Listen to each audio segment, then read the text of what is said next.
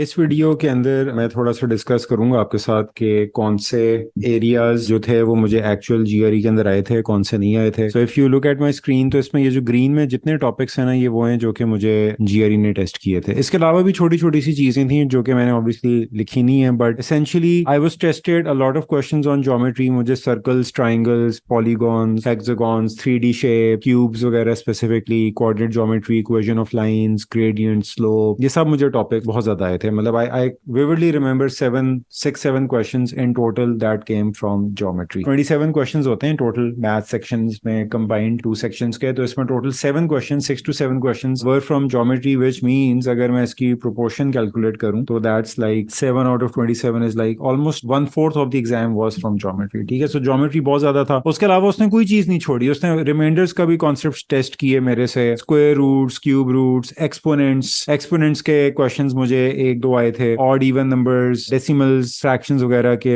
Around questions थे। Sequences में मुझे स्पेसिफिकली अरिथमेटिक सीक्वेंस पे क्वेश्चन आया था। एब्सोल्यूट वैल्यूज यानी कि मॉड्यूलस का एक क्वेश्चन था जो कि इनइक्वालिटीज के साथ ही उसने मर्ज कर दिया था। So I just got one question on this. Averages पे there was a question, weighted averages पे there was another question, mode median के ऊपर एक कंबाइंड क्वेश्चन उसने मुझे दिया था जिसमें मोड मीडियन दोनों के कॉन्सेप्ट्स उसने टेस्ट कर लिए थे। एक डबल वेन डायग्राम का एक क्वेश्चन था। This was a tricky question by the way. ये जो डबल वेन था, this was a very interesting question that I vividly remember. Percentages में मुझे काफी चीजें उसने 2-3 क्वेश्चंस में, ये स्पेसिफिकली उसने डेटा इंटरप्रिटेशन में मुझसे जो 3 क्वेश्चंस पहले सेक्शन में किए थे उसमें उसने परसेंटेजेस के ही तकरीबन कॉन्सेप्ट्स टेस्ट किए थे। प्रोबेबिलिटी का there was one question which was very easy, but I just got this one wrong. I am really upset about it क्योंकि ये बहुत ही आसान सा सवाल था। सम बेसिक वर्ड प्रॉब्लम्स थे जिसमें आपने छोटे छोटे से 2-2 लाइनों की स्टेटमेंट्स थी, उनके ऊपर आपने कुछ इक्वेशंस बना के उनको सॉल्व करना था। सो 2-3 सवाल वो थे। क्वाड्रेटिक इक्वेशंस का एक क्वेश्चन था जो कि मुझे आया था। The only topics that I was not tested were these 4-5 topics. मुझे क्वार्टाइल्स पे, बॉक्स प्लॉट्स पे कोई क्वेश्चन नहीं था। परसेंटाइल्स, नॉर्मल डिस्ट्रीब्यूशन पे कोई क्वेश्चन नहीं आया। स्टैंडर्ड डेविएशन पे भी मुझे बाय द वे कोई क्वेश्चन नहीं आया, विच वाज वेरी सरप्राइजिंग क्योंकि यूजुअली आई फाइंड कि स्टैंडर्ड डेविएशन जो है ना वो काफी ज्यादा ये लोग टेस्ट कर रहे होते हैं। परम्यूटेशंस, कॉम्बिनेशंस, काउंटिंग मेथड्स, इसके अंदर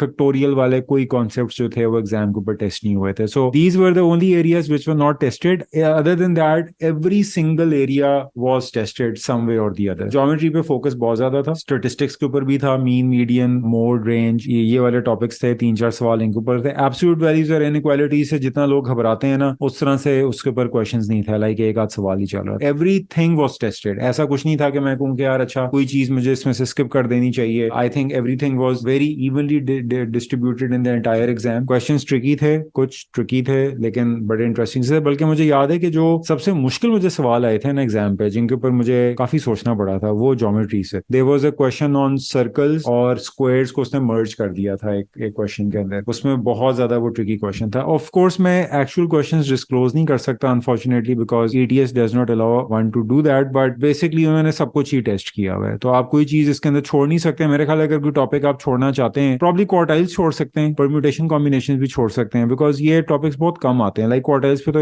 अरसा हो गया कि मुझे किसी स्टूडेंट ने भी कहा हो कि मुझे कोई क्वेश्चन आया हुआ है। परम्यूटेशन कॉम्बिनेशन पे भी बहुत रेयर होता है कि क्वेश्चन आते हैं। नॉर्मल डिस्ट्रीब्यूशन पे आ जाते हैं, स्टैंडर्ड डेविएशन पे आ जाते हैं, परसेंटाइल्स के ऊपर भी कभी कभार आ जाते हैं। सो आई थिंक अगर आप थोड़ी सिलेक्टिव स्टडी करना चाह रहे हैं ना, आप कह रहे हैं कि यार कोई ऐसा टॉपिक बता दें मुझे जो मैं छोड़ दूं, तो आई वुड वेरी कॉन्फिडेंटली से कि परम्यूटेशन कॉम्बिनेशंस, क्वार्टाइल्स को आप स्किप कर सकते हैं and I think you would be pretty safe. But अगर आप नियर परफेक्ट स्कोर एम करना चाह रहे हैं तो कुछ भी ना छोड़ें, कुछ भी ना छोड़ें, क्योंकि उसके अंदर कुछ नहीं पता कहाँ से कोई एक आध सवाल आ जाए और वही क्वेश्चन जो है ना आपको मेक और ब्रेक कर दे। तो in that case don't leave any question. और जो ऑर्डर था, मुझे वो ऑर्डर मुझे याद है क्योंकि ऑर्डर पे मेरा बड़ा फोकस था कि किस तरह से इसने स्ट्रक्चर किया हुआ एग्जाम को। तो पहले सेक्शन के अंदर जो फर्स्ट 4 क्वेश्चंस थे वो क्वांटिटेटिव कंपैरिजन के थे, क्वांटिटी ए क्वांटिटी बी वाले। उसके बाद I remember getting a question जिसमें मल्टीपल ऑप्शंस मुझे सिलेक्ट करनी थी। फिर 3 क्वेश्चंस मुझे डेटा एनालिसिस के आए थे। ये एक ही टेबल और चार्ट था, उससे मुझे 3 क्वेश्चंस थे, सारे परसेंटेजेस का राउंड थे। रेशोज का भी एक क्वेश्चन इसके अंदर उसने डाला हुआ था। MCQs पर मुझे 3 आए थे। ये मोस्टली वर्ड प्रॉब्लम वाले थे क्वेश्चंस, और एक न्यूमेरिक एंट्री जहां पे आपने एक आंसर निकाल के बॉक्स में टाइप करना होता है. So this was the order of the first section. Second section का order ये था कि उसमें कोई data analysis के questions नहीं थे. First 5 questions were again quant comparison. Then I got a bunch of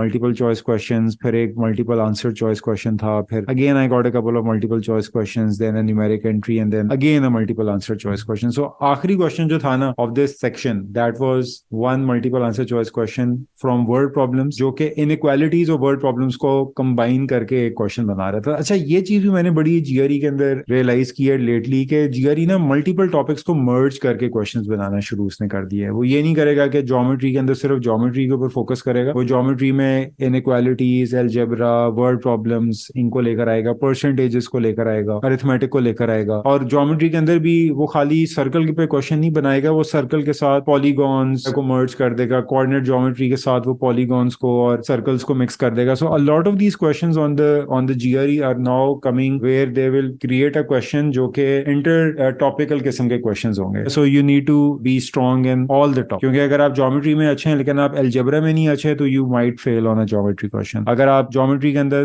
triangles में बहुत अच्छे हैं लेकिन कोऑर्डिनेट ज्योमेट्री में वीक हैं तो वहां पे भी आपको मार पड़ जाएगी, बिकॉज वो मर्ज करेगा टॉपिक्स को. सो ये नहीं हो सकता कि आप सिलेक्टिव स्टडी करें GRE के ऊपर. आपके क्वेश्चन जो होते हैं वो बेसिकली इंट्रा टॉपिक्स होते हैं, इंटर रिलेटेड होते हैं, इनके टॉपिक्स के आपस में कनेक्शंस होते हैं. और बहुत सारे सवाल जो थे ना वो ऐसे ही थे जो कि फॉर एग्जांपल रिमाइंडर्स सीक्वेंसेस को मिक्स कर रहा था. जो मीन मीडियन मोड वाले क्वेश्चंस थे वो आपके इंटीजर्स के कॉन्सेप्ट्स को मिक्स कर रहे थे, पॉजिटिव नेगेटिव इंटीजर्स के कॉन्सेप्ट्स को मिक्स कर रहे थे. फिर उसके बाद वर्बल का format was pretty straight forward. पहले सेक्शन में I started off with a single blank, double blank, triple blank. उसके बाद एक शॉर्ट पैसेज मुझे आया था, इसको मैंने स्किप कर दिया था. I always like to do these 7 questions first. ये जो येलो वाले क्वेश्चंस है ना वोकैबुलरी वाले क्वेश्चंस हैं basically. So these are all, तो मैं यहाँ पे लिख भी देता हूँ, these are all vocab based questions. तो ये जो वोकैब बेस्ड क्वेश्चंस होते हैं ना इनको मैं जरा पहले कर लेता हूँ, because I personally find these questions पसंद नहीं है क्योंकि ये जरा जल्दी हो जाते हैं, खासतौर पे इक्विवेलेंस वाले. तो आई नो कि ये 7 क्वेश्चंस मैं ठीक कर ही लूंगा. इसमें अगर कोई गलत हुआ तो ये ट्रिपल ब्लैंक शायद मैं गलत. फिर उसके बाद I usually go with the passages. उसके बाद एंड पे मैं इनके ऊपर आता हूँ. उसमें मेरी कोशिश ये होती है कि मैं ये 3 क्वेश्चंस वाला शॉर्ट पैसेज पहले कर लूँ, बिकॉज एक दफा पैसेज पढ़ने 3 सवाल इकट्ठे हो जाते हैं. और फिर मैं एंड के ऊपर ये 2 क्वेश्चंस वाले शॉर्ट पैसेज के ऊपर आता हूँ. So my order was single blank, double blank, triple blank, then equivalence, then question number 10, 11, 12 based on this short passage, then question 4 and 5 right at the end. और मैंने इन क्वेश्चंस को mark कर देता हूँ, लाइक 4 और 5 को मैंने मार्क कर दिया था ताकि मुझे टाइम ना लगे इनके ऊपर स्किप करके जाना. तो मैं डायरेक्टली रिव्यू करके इनके ऊपर चला जाता था. और वर्बल 2 के अंदर भी यही था कि मतलब जो पहले ये 4 सवाल थे इनको मैंने सबसे पहले खत्म कर लिया था, बिकॉज अगेन ये वोकैब बेस्ड क्वेश्चंस थे. I finished these first, then I skipped these 2 passages, I went to the equivalence questions. Again मैंने इनको पहले खत्म किया था because vocabulary, I love vocabulary. उसके बाद फिर मैंने ये वाला जो 7, 8, अच्छा इसमें थोड़ी सी ना मैंने डिफरेंट टेक्निक लगाई थी एक्चुअली. इसमें मैंने ना ये लॉन्ग पैसेज, ये 3 क्वेश्चंस वाला नहीं किया था बिकॉज ये मुझे थोड़ा सा पैसेज पसंद नहीं आया. So I first did the argument passage because this was very easy. फिर मैं 14, 15 के ऊपर आ गया था, this was again a easy passage. फिर मैं वापस चला गया था इनके ऊपर 5, 6 और 7, 8, 9. बट आई फाउंड ये जो 2 पैसेजेस थे ना इन बिटवीन, ये 5, 6, 7, 8, 9 वाले क्वेश्चंस, ये बड़े मुश्किल से थे. मतलब इनके वही वाले ऑप्शंस थे, बहुत लंबे लंबे ऑप्शंस थे. So I really found them very boring. अगर आपका सेकंड सेक्शन का डिफिकल्टी लेवल हार्ड होगा ना तो आपको क्वेश्चन 3 और 4 ना दोनों ट्रिपल ब्लैंक आएंगे. अगर आपका सेकंड सेक्शन का डिफिकल्टी लेवल मीडियम होगा ना तो आपको क्वेश्चन नंबर 3 जो है ना वो डबल ब्लैंक आ रहा होगा, वो ट्रिपल ब्लैंक नहीं आएगा. और अगर आपका फर्स्ट सेक्शन बहुत बुरा हुआ है और सेकंड सेक्शन का लेवल इजी हो जाता है ना तो पहले 2 सवाल आपके सिंगल ब्लैंक हो जाएंगे. एक्चुअली मॉक के अंदर ये चीज मैंने एक्सपेरिमेंट भी की थी कि जब मैं पहले सेक्शन को बहुत बर्बाद कर देता था, बहुत बुरा करता था, तो मुझे सेकंड सेक्शन के पहले 2 सवाल वो सिंगल ब्लैंक थे. अगर मैं पहला बहुत फिट करता था तो दूसरा सेक्शन के अंदर वो मुझे single blank, double blank, triple blank दे देता. और अगर मैं वही मीडियम लेवल पे ही रहता था तो वो सिंगल ब्लैंक, डबल फिर ट्रिपल पे आता था. तो ये आपके लिए एक बिल्ट इन क्लू है कि जब आप एग्जाम में बैठे होंगे ना आपको खुद ही वर्बल को देख के पता चल जाएगा, उसके फॉर्मेट को देख के पता चल जाएगा कि उसका लेवल सेकंड सेक्शन का क्या है. तो which can be demoralising as well, क्योंकि आपको एग्जाम के अंदर ही पता चल जाता है कि आप कहाँ पे फॉल कर रहे हो. This was basically the overall के the kind of questions I got on the quant section, the format of the exam, the structure of the exam. Again if you have any questions regarding this तो please do let me know. मैं comment box में आपको definitely reply करूंगा.